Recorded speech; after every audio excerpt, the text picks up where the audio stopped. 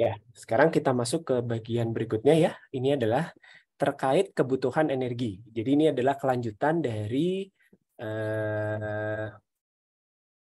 atau modifikasi ya, atau revisi gitu dari persamaan Bernoulli. Di mana kalau di Bernoulli ideal gitu ya, kan Bernoulli itu adalah kita mengasumsikan fluida itu mengalir secara ideal ya. Ideal itu apa? Tidak ada energi yang hilang. Ini adalah prinsip Bernoulli. Ini agak susah buat cara-cara. Oke ya. Jadi kalau prinsip Bernoulli itu Anda mengasumsikan fluida itu tidak ada energi yang hilang. Sementara sebetulnya ya, kalau misalnya di fluida yang mengalir nyata gitu ya. Jadi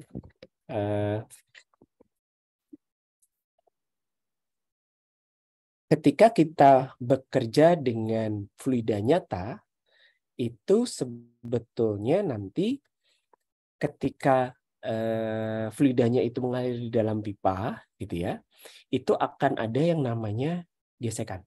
Ya, akan ada namanya gesekan antara fluida yang bergerak dengan dinding dalam pipa. Ya, ini yang nanti akan memunculkan yang namanya panas friksi. Gitu ya. Ini yang akan memunculkan yang namanya panas friksi. Maaf, ini kok pindah-pindah. Ya, jadi panas friksi ini akibat gesekan. Karena ada gesekan, timbul panas, energinya terlepas ke lingkungan, maka nanti akan terjadi penurunan tekanan sepanjang aliran. Ya. Jadi kalau misalnya Anda bayangkan gitu ya, mengalir dari titik 1 ke titik 2. Kalau Anda mengasumsikan fluidanya itu betul-betul ideal gitu ya, maka Bernoulli menyatakan mau dimanapun gitu ya, energinya kan tetap ya. Total energinya itu tetap. Ya. Jadi kalau ketinggiannya tidak berubah, berarti kan energi potensialnya tetap, kecepatannya tidak berubah, energi kinetiknya tetap, tekanannya tidak berubah, ya berarti energi tekanannya tetap gitu ya. Total sepanjang aliran itu akan tetap konstan energinya. Tapi itu fluida ideal, tidak berlaku di dunia nyata gitu ya. Kenyataannya di dinding ini akan mengalami gesekan. Karena dia mengalami gesekan, ada energi yang terlepas ke lingkungan. Energi yang hilang. Bentuknya panas atau friksi. Akibatnya tekanannya turun. Nah, Anda bisa bayangkan kalau pipanya itu sangat panjang gitu ya. Pipanya sangat panjang, itu kan berarti gesekannya kan akan terjadi terus-menerus gitu ya, karena pipanya panjang. Nah, ketika gesekannya terjadi terus-menerus, tekanannya turun, lama-lama tekanan akan mencapai 0. Ya kan? Kalau turun-turun terus itu kan batas minimumnya 0. Nah, kalau tekanannya 0 padahal air misalnya, air mengalir dari pipa gitu yang sangat panjang, lurus, terus tekanannya turun-turun terus sampai 0, apa yang terjadi dengan air? Kalau tekanannya 0. Tidak mengalir lagi, Pak. Tidak mengalir, dia akan berhenti mengalir. Nah, ketika tekanannya 0, berhenti mengalir, tapi belum nyampe ujung pipa, kan nggak boleh ya. Jadi kalau pipanya sangat panjang, bisa jadi itu nanti di tengah-tengah airnya berhenti mengalir. Nggak keluar di titik 2. Padahal kan Anda pengen airnya tetap keluar di titik 2. Kok bisa nggak keluar? Karena energinya hilang. Kok bisa hilang? Karena ada gesekan. Gitu. Ya, jadi karena gesekan terus-menerus gitu ya, karena pipanya sangat panjang, tekanannya turun terus, ternyata di tengah-tengah gitu ya, tekanannya 0, berhenti ngalir. Di titik 2 Anda nggak punya air. Kan nggak boleh. Nah, biar bisa tetap ngalir, Anda harus menambahkan energi gitu ya. Jadi harus ada energi yang ditambahkan. Nah, nambahkannya pakai apa? Bisa pakai pompa atau pakai blower. Pompa kalau cairan, blower kalau gas gitu ya. Fungsinya adalah apa? Untuk memasukkan energi dari luar agar fluidanya tetap bergerak atau tetap mengalir. Ya. Jadi karena gesekan ada energi yang hilang, untuk mengganti energi yang hilang harus ada energi yang dimasukkan gitu ya. Energi yang dimasukkannya pakai apa? Pakai pompa atau blower. Nah, sekarang fluida nyata ini sudah mempertimbangkan energi yang hilang dan energi yang dimasukkan. Untuk cairan, ya, jadi untuk hal awal dulu kita membahas tentang cairan. Ini fluidanya densitasnya masih dianggap konstan, gitu ya. Fluidanya adalah fluida yang incompressible. Jadi incompressible itu densitasnya konstan. Oke, sampai di sini dulu. Ada yang mau ditanyakan terkait konsep fluida nyata?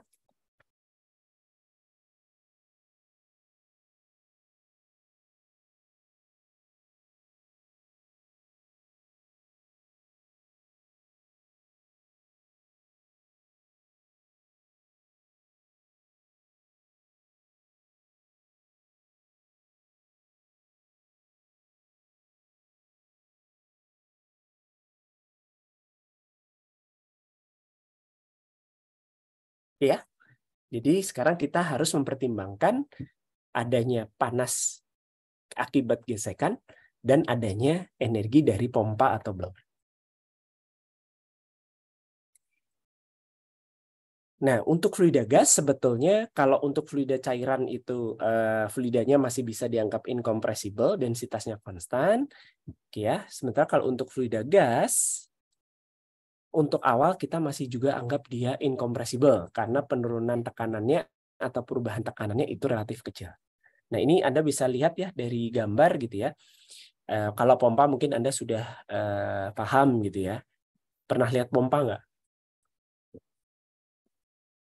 Di rumah ada pompa? Atau di mana Anda pernah lihat pompa? Ada, Pak. Oke ya, jadi kalau pompa itu untuk mengalirkan air gitu ya, cairan. Nah, kalau gas itu sebetulnya sama kayak pompa, tapi lebih untuk gas gitu ya. Jadi misalnya ini ada furnace, furnace itu adalah tungku pembakar gitu ya. Anda bakar sesuatu, terus dari hasil pembakaran itu kan ada asap ya, ada asap, sebentar ya.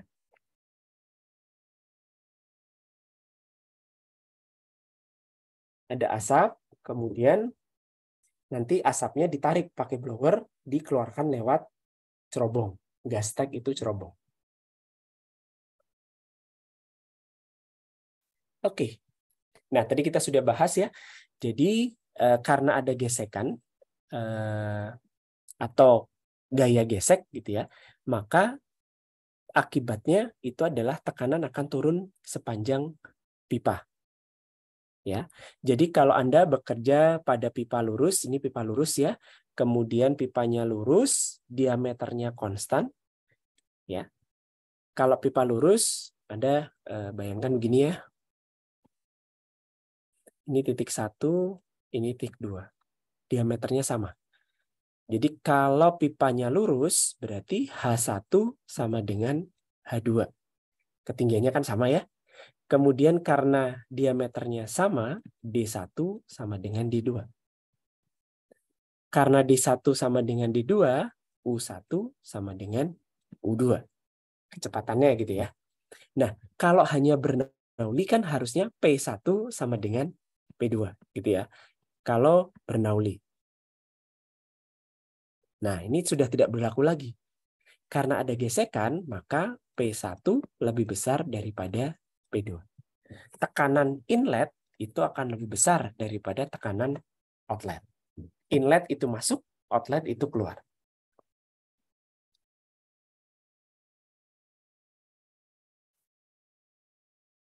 Nah, ini contoh pompa dan blower gitu ya. Nanti kita akan bahas lebih detail pas bahas pompa. Nah, Ini mungkin penurunannya tidak usah terlalu dipusingkan gitu ya. Jadi kalau Anda membayangkan ada pipa, pipa itu kan bentuknya silinder gitu ya. Kemudian air ngalir dari kiri ke kanan gitu ya. Nah, yang namanya gesekan itu terjadinya di mana?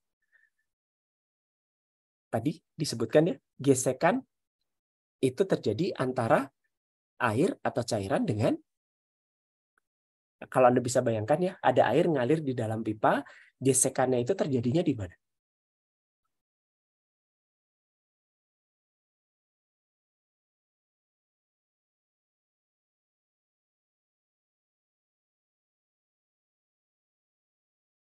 Bisa membayangkan nggak? Gesekannya itu terjadinya di mana?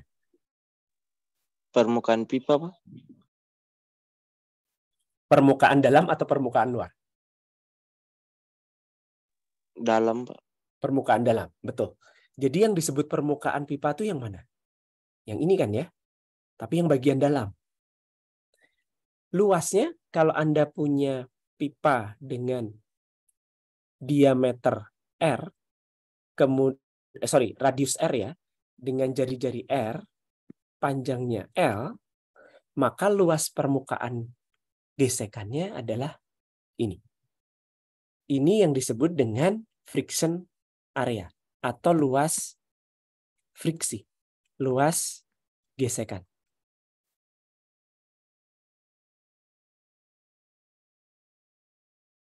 Bisa kebayang ya? Jadi kalau ada pipa, pipa kan bentuknya silinder. Maka gesekan itu kan terjadinya di dinding dalam pipa yang bentuknya silinder tadi ya. Maka luas dinding pipa itu kan luas gesekannya itu akan sama dengan 2 kali pi kali jari-jari kali panjang pipa. Satuannya apa kalau luas? Meter persegi.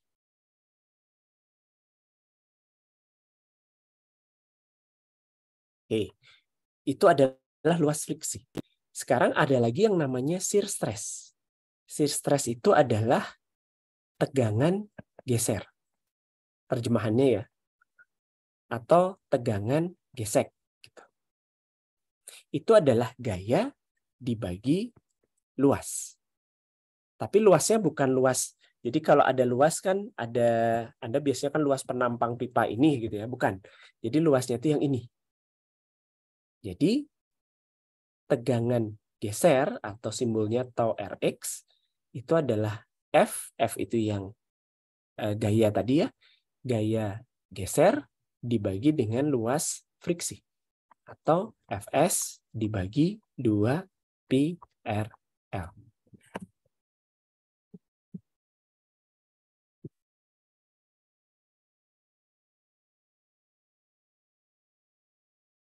Nah, mungkin sedikit tambahan informasi, kalau fluida Newtonian, maka tegangan geser sebanding dengan gradien kecepatan.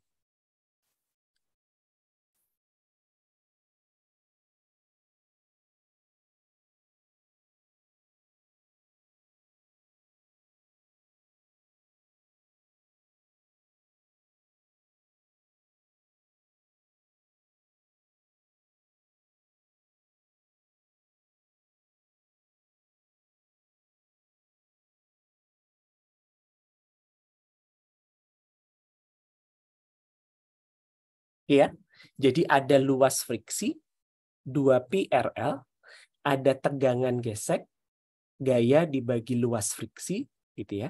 Dan ini akan sebanding dengan gradien kecepatan. Kalau fluidanya fluida Newtonian.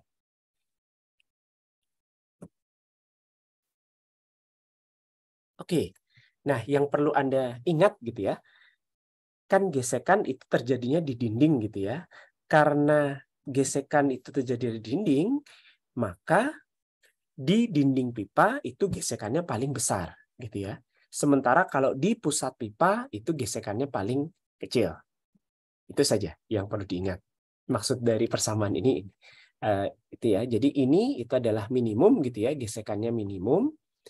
Kalau di dinding gesekannya maksimum.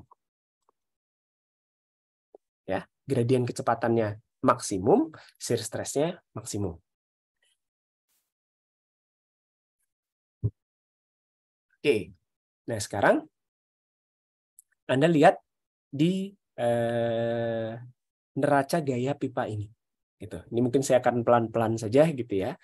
Jadi karena fluidanya itu adalah fluida dalam kondisi tune-up gitu ya, maka Anda bisa lihat ada gaya masuk ya, ada gaya keluar ya, atau mungkin saya gambarkan di bawah sini ya, biar lebih sederhana gitu. Jadi kalau ada fluida masuk, fluida keluar ya, kemudian kan arahnya ke kanan ya. Nah, sekarang kalau gaya gesek gitu ya, gaya gesek itu arahnya ke kiri. Karena dia kan melawan gerakan cairannya, melawan gerakan fluidanya. Bisa dibayangkan ya. Jadi ini adalah gaya yang masuk, F in, gayanya gaya apa? Gaya tekan. Gaya tekan masuk, ini gaya tekan keluar gitu ya. Kemudian ini adalah gaya gesek tadi.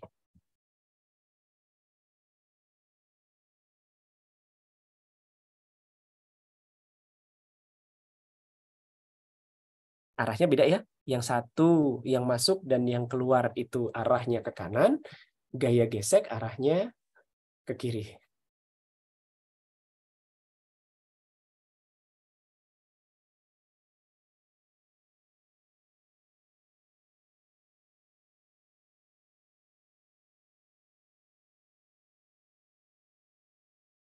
Sampai di sini ada yang mau ditanyakan dulu nggak?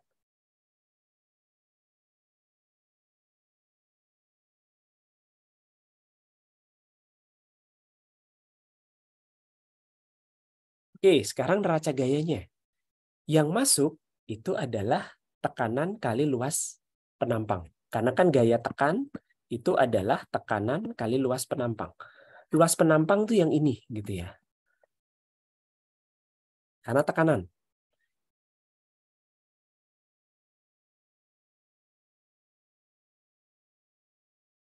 Yang keluar itu juga sama. FP in, FP out. Itu ini ya.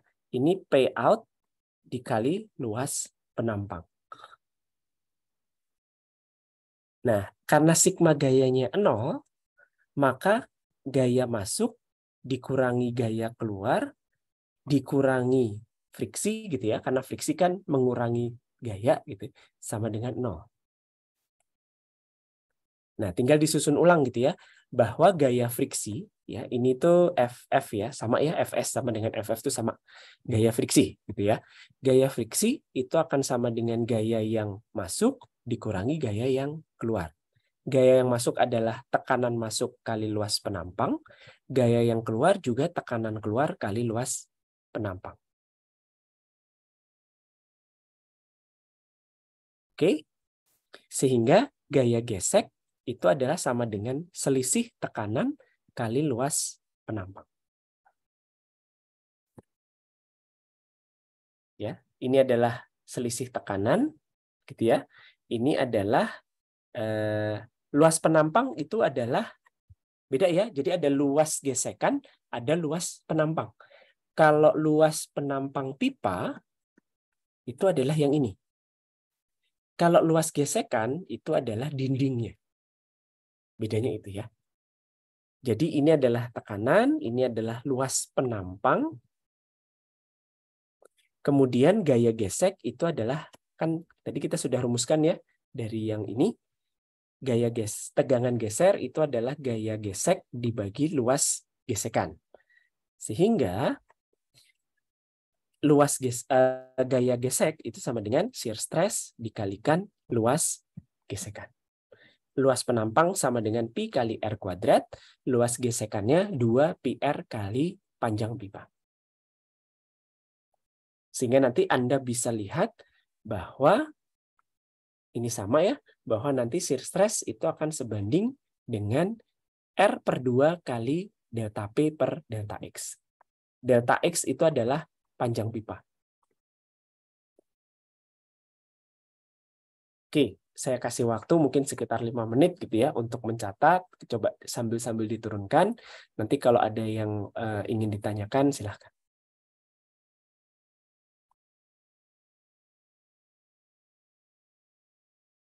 penurunan persamaannya tidak usah terlalu dipusingkan ya. Jadi ini mencoba menurunkan raca gaya untuk aliran di dalam pipa karena ada gaya gesek gitu ya. Oke, kita lanjutkan ya. Nah, tadi kita sudah bahas gitu ya bahwa karena ada gesekan maka muncul yang namanya panas friksi. Oke ya. Jadi energi yang hilang itu munculnya sebagai panas. Nah, panas sendiri itu kan bentuk energi gitu ya. Ya kan? Ya tadi energi yang hilang ya. Jadi bentuknya adalah sebagai energi.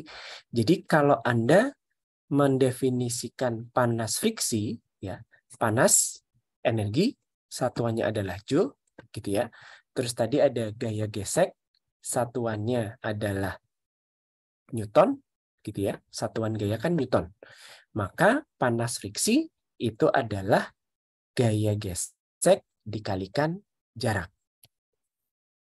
Jarak tempuh fluida. Kalau sepanjang pipa, ya nanti Anda bisa ganti menjadi panjang pipa. Ini satuannya menjadi joule. Ya. Nah, Anda bisa juga merubah satuan dari joule menjadi joule per detik. Ya, dibagi dengan waktu. Disebut dengan laju panas friksi. Satuannya joule per detik. Jadi gaya gesek dikalikan panjang dibagi waktu. Ada titiknya, di sini ada titiknya. Kalau yang di sini nggak ada, gitu ya. Nah, delta X dibagi delta T itu sebetulnya adalah kecepatan ke arah X. Ini satuannya sama, ini adalah joule per detik. Gaya gesek dikalikan kecepatan.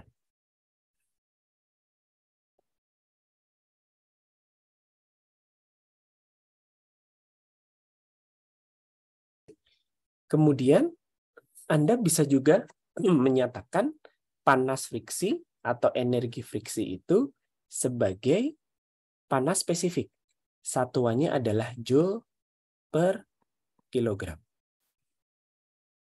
Ya. Jadi Anda bisa bagi antara laju panas friksi dengan laju alir massa atau energi friksi dibagi massa. Sama. Satuannya adalah joule per kilogram. Nah, ini akan sama dengan delta P per rho minus.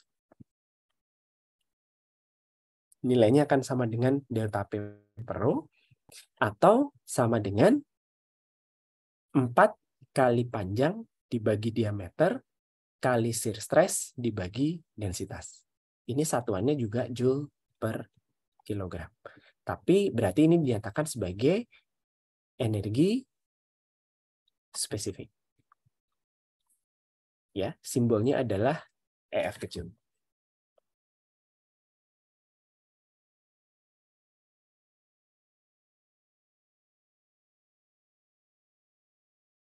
Oke, Anda masih ingat kalau persamaan Bernoulli dalam bentuk panas spesifik tadi apa?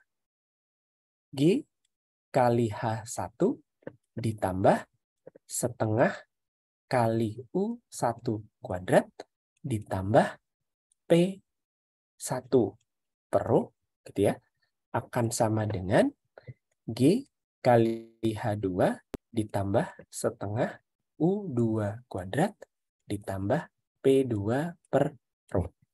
Ini satuannya joule per kilogram. Nah, sekarang kalau ada energi panas friksi gitu ya, friksi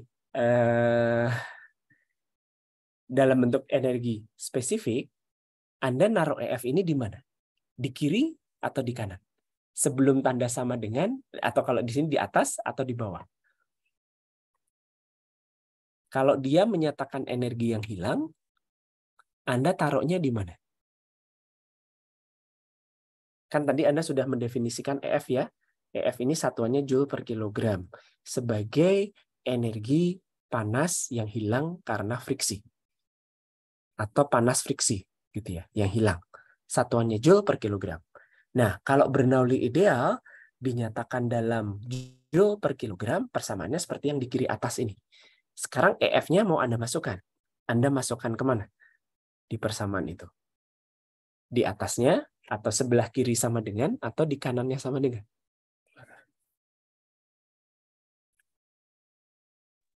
Tetap di kiri, Pak. Di kiri. Tandanya plus atau minus? Kalau dia mengurangi panas atau mengurangi energi, ya, karena energinya hilang, maka tandanya adalah minus. Ya. Jadi diletakkan di kiri, tandanya minus. Kalau mau Anda pindah ke kanan, sebetulnya boleh gitu ya. Tapi tandanya menjadi plus. Oke, saya kasih waktu lagi untuk mencatat. Silahkan kalau ada yang mau ditanyakan, boleh.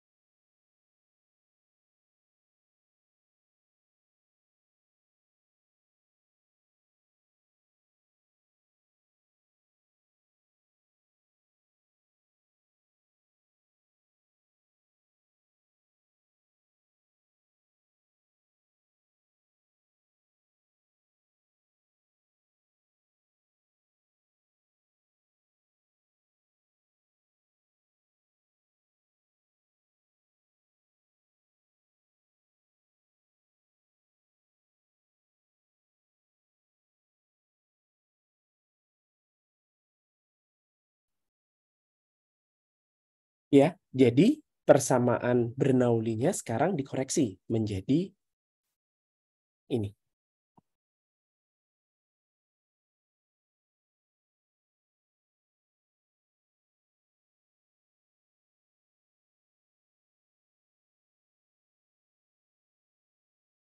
Jadi sekarang tidak hanya ada energi potensial, energi kinetik, energi tekanan, tapi juga ada panas friksi. Dimasukkan di sebelah kiri ya, di energi yang masuk, tapi tandanya minus karena dia mengurangi energi yang masuk. Oke, ada pertanyaan nggak?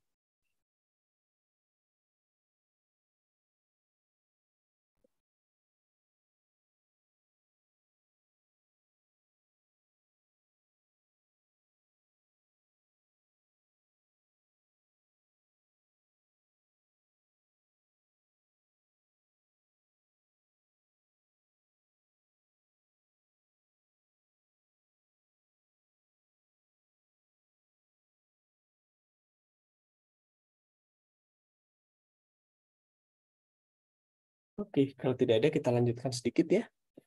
Nah, bagaimana cara menentukan EF ya? Jadi saya ulangi lagi tadi ya, persamaan Bernoulli terkoreksi dalam bentuk energi spesifik gitu ya.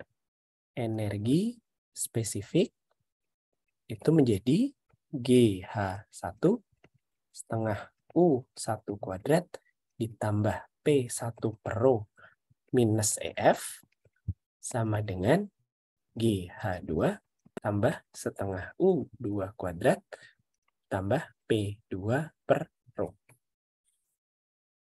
Ya, itu adalah Bernoulli yang baru dengan memasukkan minus EF. Nah, EF ini bisa dicari dengan cara menentukan yang namanya faktor friksi. Ya, faktor friksi itu ini ya. Ada yang namanya faktor friksi Fanning dan ada yang namanya faktor friksi Moody, gitu ya. Nah, EF dicari dengan rumus ini. 4 ya, EF itu sama dengan 4 kali panjang pipa dibagi diameter pipa kali faktor friksi dikalikan setengah dikalikan U kuadrat. U itu apa? Kecepatan. Ya. Nah, ini faktor friksi fanning. Karena di sini ada 4, di sini ada faktor friksi fanning gitu ya, Anda bisa menggunakan faktor friksi Moody. Jadi sebetulnya sama ya, Moody itu hanya 4 kali faktor friksi fanning. Nah, bagaimana cara menentukan faktor friksi? Macam-macam gitu ya. Jadi kalau laminer gitu ya, Anda bisa langsung hitung bahwa kalau untuk aliran laminar jangan lupa ya menentukan laminar dan turbulen Anda ngitung Reynolds number. Densitas dikalikan diameter kali kecepatan dibagi viskositas. Ini adalah Reynolds number. Jangan lupa ya, rumus Reynolds number. Anda hitung dulu Reynolds number-nya. Kalau masuk laminer, Anda bisa hitung faktor friksi fanning itu adalah 16 dibagi Reynolds number. Faktor friksi Moody-nya adalah 64 dibagi Reynolds number. Karena 4 kali ya, kan FM sama dengan 4 kali FF. 16 kali 4, 64. Nah, kalau turbulen, itu ternyata tidak hanya faktor friksi, tapi ada yang namanya faktor kekasaran permukaan pipa. Jadi gini ya, jadi ada kalau pipa itu kan bagian dalamnya itu kan nggak halus gitu ya, itu kan pasti ada faktor kekasarannya. Ini yang namanya dengan epsilon. Nanti dibagi dengan diameter pipa. Jadi ada 2 faktor. Kalau laminer itu hanya dipengaruhi oleh satu faktor saja, yaitu Reynolds number gitu ya, langsung masukkan ke rumus. Kalau di turbulen itu ada faktor Reynolds number dan ada faktor kekasaran pipa.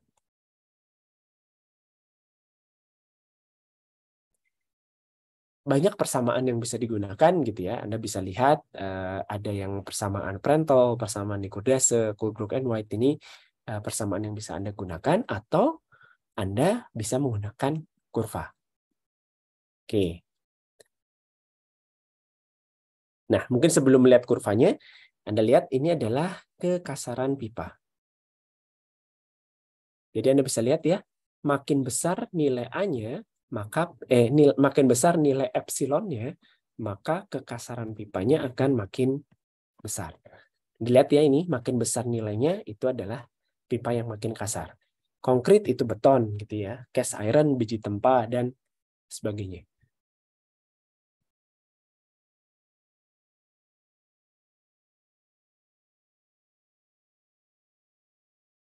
Oke, nah kalau dari kurva Anda bisa lihat ini, gitu ya. Ini adalah faktor friksi fanning, gitu ya. Ini adalah Reynolds number. Jadi kurva ini menghubungkan antara Reynolds number dengan faktor friksi fanning. Ya, fanning friction factor diagram. Pakai Coolbrook and White tadi kurvanya. Pakai persamaan Coolbrook and White tadi. Nah, Anda tinggal hitung Reynolds number-nya berapa. Kalau di bawah 1000 itu masih yang laminer gitu ya. Sampai daerah-daerah sini itu laminer. Ini adalah 16 per Reynolds number. Maka bentuknya garis lurus gitu ya. Makin besar Reynolds number-nya, makin kecil FF-nya. Yang kanan itu adalah untuk turbulen. Ini adalah daerah turbulen. Anda bisa lihat ya, ini epsilon per D. Makin ke atas, itu makin kasar. Yang paling bawah, itu adalah pipa halus. Anda bisa lihat ya, apa yang bisa lihat? Makin besar Reynolds number-nya, ya, yang untuk yang turbulen, garisnya turun. Ya. Jadi kalau Reynolds number makin besar, FF-nya itu turun. Tapi kalau laminar kan turun terus gitu ya. Kalau turbulen turun tapi terus mendatar. Lama-lama FF-nya konstan. Betul ya? Jadi Anda lihat ya di kurva-kurva yang warna-warni ini, yang sebelah kanan, ketika Reynolds number-nya makin besar, itu kan ke kanan. Gitu ya. Reynolds number tadi apa? Rho D U dibagi mu. Ini Reynolds number. Makin ke kanan, maka faktor friksinya turun, lama-lama konstan. Oke. Makin ke atas, pipanya makin kasar, maka faktor friksinya naik juga gitu ya. Untuk Reynolds number yang sama gitu ya. Misalnya nih 10 kali 10 pangkat 6 gitu ya. Di sini. Anda bisa lihat untuk pipa yang makin kasar, kurvanya makin ke atas, faktor friksinya makin besar. Cara mencarinya gimana? Ya tinggal Anda menggunakan misalnya Reynolds number sekian. Pipanya mungkin pipa halus. Tinggal tarik ke kiri. Berapa nilai faktor friksinya? Lurus ya, ini gambarnya tidak lurus. Contoh saja. Kalau Reynolds number-nya di sini, pipanya adalah pipa yang di sini misalnya ya tinggal Anda tarik ke kiri. Nanti ketemu berapa faktor friksinya. Faktor friksinya sudah tahu, maka EF sama dengan 4 kali L per D kali faktor friksi kali setengah U kuadrat. EF-nya sudah tahu, masukkan ke persamaan ini. Ya, di sini. Oke, mungkin ini dulu. Ada yang mau ditanyakan dulu? Silakan. Biar tidak terlalu pusing.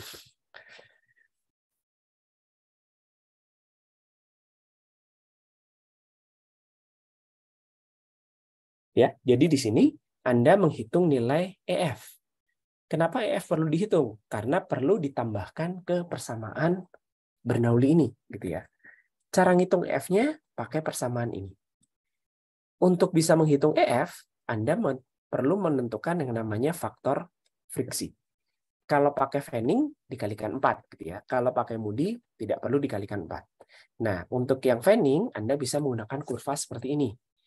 Untuk bisa dapat faktor friksi, Anda perlu menghitung dulu Reynolds number-nya. Rho kali D kali U dibagi mu. Setelah tahu Reynolds number-nya, Anda tinggal gunakan grafik. Masuk ke pipa yang kasar yang mana gitu ya. Epsilon per D-nya berapa dulu gitu. Nanti setelah tahu ya tinggal Anda hitung berapa FF-nya. FF tahu, hitung EF. EF tahu, masukkan ke Bernoulli. Silakan kalau ada yang mau ditanyakan.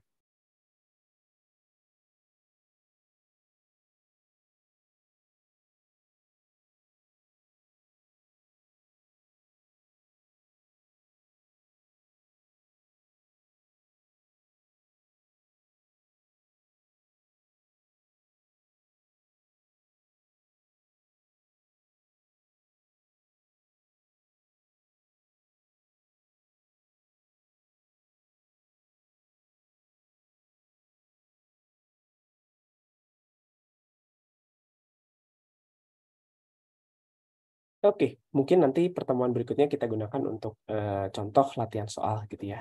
Jadi untuk pertemuan hari ini saya cukupkan sekian. Kita ketemu lagi hari Selasa.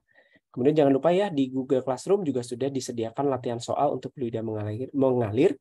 Nanti silahkan kalian kerjakan seperti biasa. Hari Kamis minggu depan itu akan ada sesi tutorial lagi dengan asisten. Oke, terima kasih. Selamat sore. Selamat sore Pak, terima kasih.